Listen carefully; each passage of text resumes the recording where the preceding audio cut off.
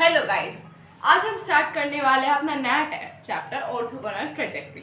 ये चैप्टर थोड़ा सा हटके भी नहीं, थोड़ा सा डिफरेंट होगा, बट पैटर्न वही फॉलो होगा। डिफरेंशियल इक्वेशन ही होगी इसमें भी आपको सॉल्व ही करना पड़ेगा। इसमें आपको दो चीज़ें याद करनी पड़ेगी, थोड़ा सा रिप्लेस करना, और अब जो मैं आपको समझाने वाली हूँ आपको वो समझना पड़ेगा। तो आज हम स्टार्ट करने वाले हैं अपना चैप्टर ऑर्थोगोनल ट्रेजेक्टरीज। ठीक है, ये हमारा नया चैप्टर होने वाला है, तो इसे अच्छे से पढ़ लिया। इससे एग्जाम में क्वेश्चन हमेशा देखने को मिलता है। चैप्टर का नाम क्या है? ऑर्थोगोनल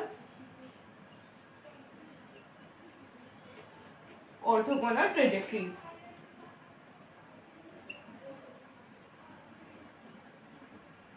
ऑर्थोगोनल ट्रेजेक्टरीज चैप्टर का नाम है।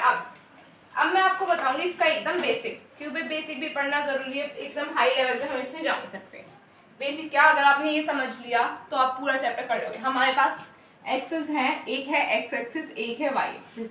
ये हमारी वाई और ये है हमारी एक्स, वो सॉरी ये है हमारी एक्स, ये है हमारी वाई। गलती से मुंह से निकल गया।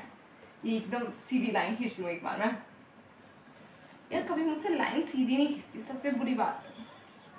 ये हमारे पास लाइन, ये हमारी एक्स, ये हमारी लाइन। अब हमारे पास दो कर्व हैं, ठीक है, दो कर्व हैं। एक हमारा कर्व जा रहा है ऐसे, ये हो जाएगा हमारा, बता इसे क्या माने, इसे मान लेंगे हम y इज इक्वल्स टू, या फिर और एक जा रहा है हमारा, इसे ऐसे ले आप बताओ। एक कर्व जा रहा है हमारा इस तरह से, ठीक है, ये हो जाएगा हमारा x is equals to f(1x). ठीक है, होगा नहीं होगा बताओ?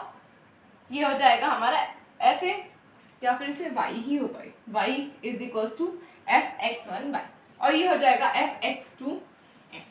ये हमारे दो कर्व्स हैं। अब अगर हम इसमें से एक ट्रेजेक्टरी निकालें अपनी इस तरह से, मतलब स्ट्रेट लाइन से। यार ये स्ट्रेट लाइन की गड़बड़ क्यों है? स्केल लेके आऊं क्या, आप बताओ? तो यार समझ जाना तुम। एक यहाँ से एक स्ट्रेट लाइन जा रही है जो इसे कट कर रही है, एक यहाँ से एक स्ट्रेट लाइन जा रही है जो यहाँ से इसको कट कर रही है।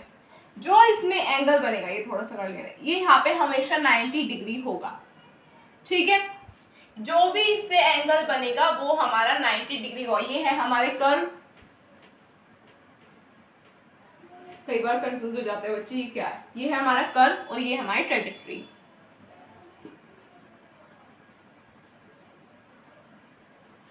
ठीक है, ये हमारी ट्रेजेक्टरीज। ठीक है, आपको इतना समझ आ गया कि जब हमारा दो कर्व मिलेंगे और जब हम उनमें ट्रेजेक्टरी बनाएंगे, अपनी कोई लाइन खींचेंगे स्ट्रेट, तो उसका जो एंगल होगा बीच का वो हमारा 90 डिग्री होगा। मेन बात यही है, और कुछ नहीं समझना आपको, बस इसमें तो आपको इतना ही समझना था। ठीक है, ये कोई नोट करने लायक बात है भी नहीं। अगर आप इसे छोड़ दें तो कोई दिक्कत नहीं होगी। नोट करने लायक बात क्या है मैं आपको वो बताती हूँ, आप पहले इसे नोट कर लो जल्दी से। कुछ नहीं है, दो कर्व बनाए, दो ट्रेजेक्टरी से काम खत्म हो गया। जो जरूरी चीज है अब मैं आपको वो बताने वाली हूँ। दो पॉइंट जो आपको याद रखने हैं, जिनका आपके पास कोई ऑप्शन नहीं कि आप उन्हें याद ना रख सके। रिमेंबर पॉइंट 1 और पॉइंट 2। कहीं पे अगर जो आपका टर्म है वो लिखा है -dx/dy, सॉल्व करने का, डिफरेंशिएशन करने का, अगर कहीं टर्म इस तरह का आएगा, रिप्लेस, यहाँ पे लिख दो रिप्लेस -dx/dy बाय dy/dx। फालतू चीज कुछ नहीं लिखवाई, नहीं तो इसमें 70 चीजें लिखाते हैं। डिफरेंशियल इक्वेशन ये हो गई तो आप ऐसे कर देना, ये करना। मेन बात ये है, अगर -dx/dy है तो उसे dy/dx कर देंगे, और अगर ये है तो उसे ये लिख देंगे। दोनों चीज को एक दूसरे में रिप्लेस करके लिख सकते हैं। ये दिया हुआ है तो ये लिखना, ये आया है तो ये लिखना, साफ बात है। ठीक है, अब अगर कहीं पे आपको मिला है, अगर आपके पास कहीं पे है रिप्लेस, अगर मैं आपको कहूँ, साइन लगा दूं अच्छे से, केमिस्ट्री तो पढ़ी रहोगे, ये साइन होता है, दोनों एक दूसरे में इंटरचेंजेबल है। अगर आपके पास कहीं -r dθ/dr है तो उसे क्या लिखेंगे आप बताओ? बताओ क्या लिखेंगे? Replace by 1/r dr/dθ। ये दोनों भी इंटरचेंजेबल है। अगर कहीं आपको ये टर्म लिखी हुई मिले -r dθ/dr, तो आप उसे इससे रिप्लेस कर देंगे 1/r dr/dθ। और अगर ये लिखी हुई मिले तो आप इससे कर देंगे। तो तो आप इसे नोट कर लो, मतलब पूरा चैप्टर का खेल इन दोनों से ही है। अगर ये दोनों किसी को याद है तो इस चैप्टर में कोई भी ऐसी चीज है जो कोई याद करनी पड़ेगी आपको, ठीक है।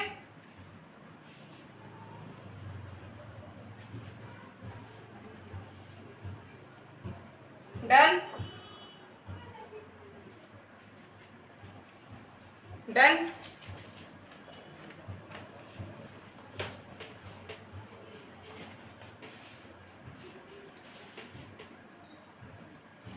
अब हम करने वाले अपने एग्जाम्पल स्टार्ट, ठीक है। एग्जाम्पल क्या है हमारे, एग्जाम्पल है हमारा एग्जाम्पल नंबर 1।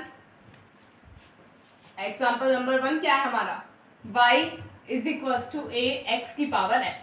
ये हमारा क्वेश्चन गिवन है, इन्होंने कहा है find the orthogonal trajectories of the family of curve. इसमें ऑर्थोगोनल ट्रेजेक्टरी फाइंड करनी है। अब जो मैंने बात बताई थी वो रिप्लेस करने वाली आप याद रखना, ठीक है। अब क्या करेंगे, इसका डिफरेंशिएशन करेंगे। सबसे पहला काम dy over dx is equal to a n, या फिर n को पहले लिख लो क्योंकि वो वैसे टर्म है, n a x की पावर n माइनस 1। इसे इक्वेशन 1 मान लो, इसे इक्वेशन 2 मान लो। सबसे पहला काम यही करना है और कुछ नहीं करना। फिर डिवाइडिंग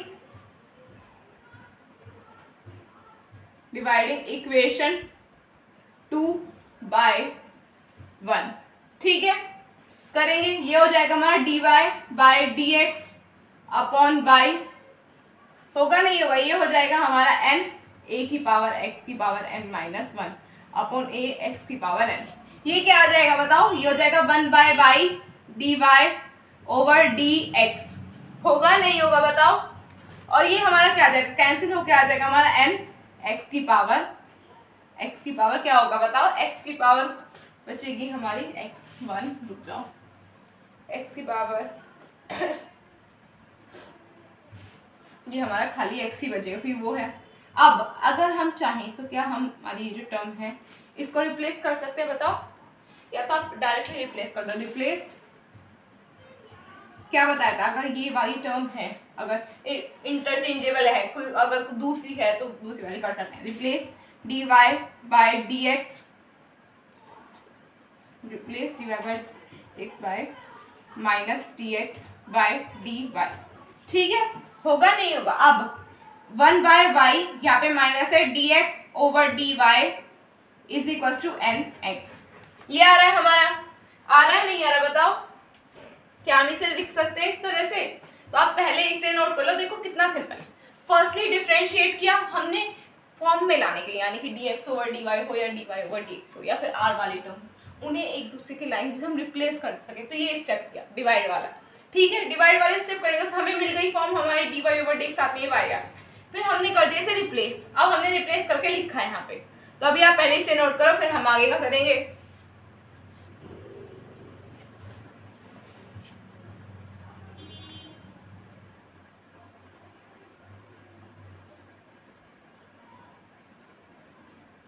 डन।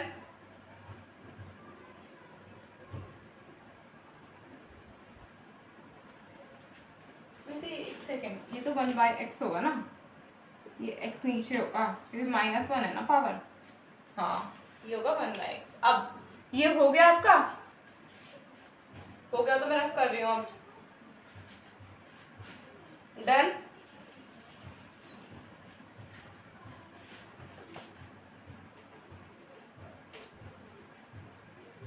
अब क्या करेंगे, अब हम इसे करेंगे इंटीग्रेट। क्या करेंगे, ये हो जाएगा minus x d x is equal to N y d y. Then ये आ गया हमारा, इससे हमने इसमें लिख लिया, सिर्फ अपनी टर्म्स को एक दूसरे से अदल बदल किया है, कुछ नहीं किया। अब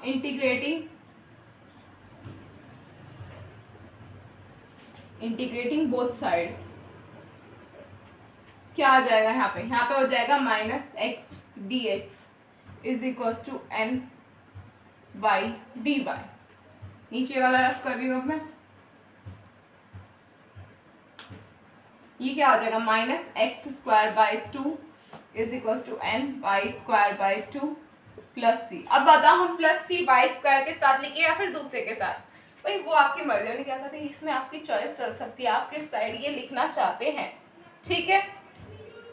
कोई डाउट है? अब क्या करेंगे हम, ये जो हमारा n है इसके साथ क्या हम कुछ कर सकते हैं बताओ? n के साथ क्या हम कुछ कर सकते हैं? हम इस टर्म को एलसीएम लिख सकते हैं। ये आ जाएगा हमारा minus x square is equal to N y square plus 2c। ये आ रहा है हमारे पास। हम इसे n को जो हमारा एक वेरिएबल की तरह है इसे हम ऐसे लिख सकते हैं 10 minus x square is equal to y square plus 2c। हम लिख सकते हैं नहीं, ये हमारी कौन सी टर्म है, ये प्लस में जाए माइनस, हम इसे यहाँ पे प्लस माइनस में लिख सकते थे क्या? हम इसे ऐसे लिख सकते हैं x square plus y square is equal to 2c। हम 2c को खाली c भी लिख सकते हैं। मैं पहले ही बता दूं, ये जो हमारा 2c है या तो आप इसे c स्क्वायर कर दो, x square plus y square is equal to c square.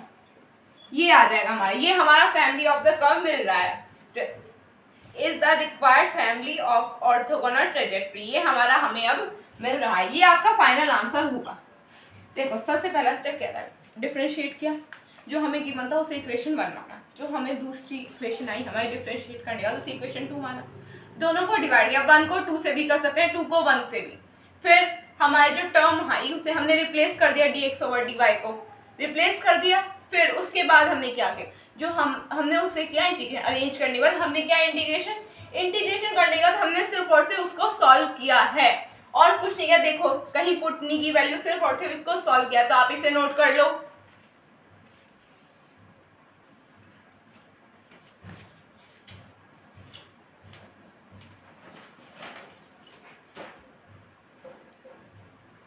Done.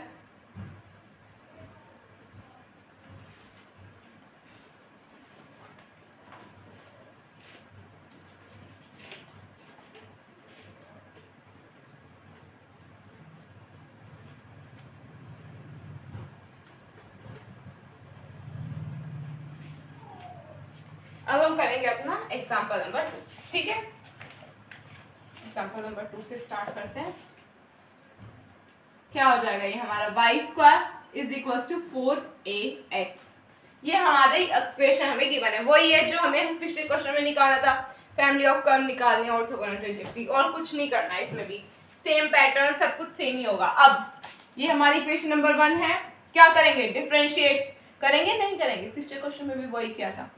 2y dy over dx is equal to 4a आ रहा है। इससे ये टर्म कैंसिल हो गई, हुई नहीं हुई, 2 आ गया हमारे पास। अब हमारे पास क्या है? y dy dx is equal to 2a। ये इक्वेशन नंबर 2 है। वेट, ये है हमारी equation number 2। Divide equation second by first, होगा नहीं होगा? ये हो जाएगा हमारा dy बाय dx, ये आ जाएगा हमारा y अपॉन वाई स्क्वायर करके, ये कैंसिल हो जाएगा हमारा, एक y बचेगा हमारा यहाँ पे 1 बाय वाई, ठीक है? ये हो जाएगा हमारा 2a अपॉन 4ax, इससे कैंसिल, इससे कैंसिल, 2 बच रहा है। ये हो जाएगा हमारा 1 by y d by over dx is equal to 1 by 2x। आया नहीं आया बताओ? आएगा नहीं आएगा? अब हम इस 2x को दूसरी तरफ लेके जा सकते हैं। क्या लिख सकते हैं? 2x dy over dx is equal to y। ये आ रहा है हमारे पास। अब replacing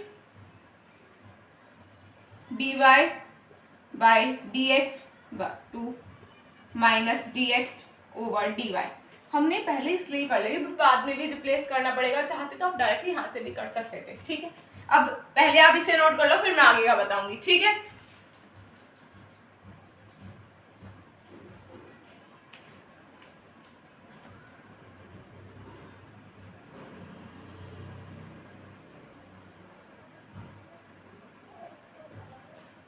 done.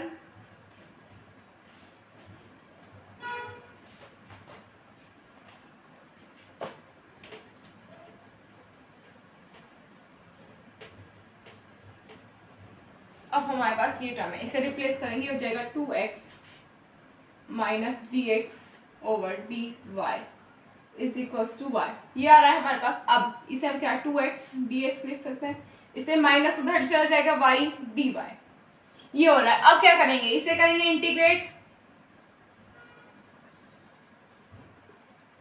Integrating both side, ठीक है?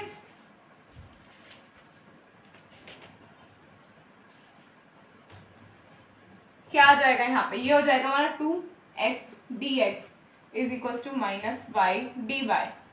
ये हो जाएगा x square is equal to minus y square by 2 is equal plus C. होगा नहीं होगा बताओ, होगा नहीं होगा, यही होगा। अब आप चाहो तो अपने x की जो पोजीशन है वो चेंज भी कर सकते हैं, कर सकते हैं नहीं कर सकते, पर यहाँ पे अगर हम एलसीएम लेके देखें x square 2x plus y square is equal to 2c, ये आ रहा है हमारे पास। अगर इस इक्वेशन को हम सॉल्व करेंगे तो हमारे पास ये आएगा, आएगा नहीं आएगा, हम इसे लिख सकते हैं 2x square plus y square is equal to c square लिख सकते हैं। और हम इस c को चाहे तो a से रिप्लेस कर दो, a से नहीं, ये तो क्वेश्चन में था, आप इस c को b c d कुछ k से भी रिप्लेस कर सकते हैं, हम इसे कर देंगे k से। हमारा फाइनल आंसर हो जाएगा 2x square plus y square is equal to k। ठीक है, होगा नहीं होगा, ये जो है हमारा फाइनल आंसर जो हमसे क्वेश्चन में मांगा था, family of curve of the orthogonal trajectory, ये हमारा आ चुका है। ठीक है, तो आप इसे नोट कर लो।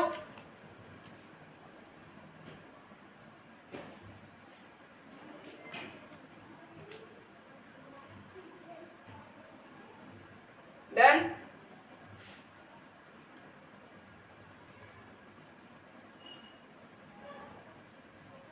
डन।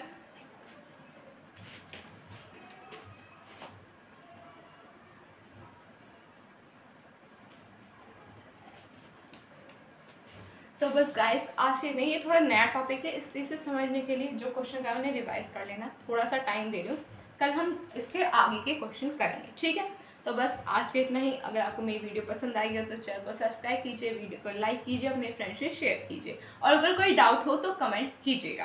तो बस आज के इतना ही, तब तक के लिए बाय बाय।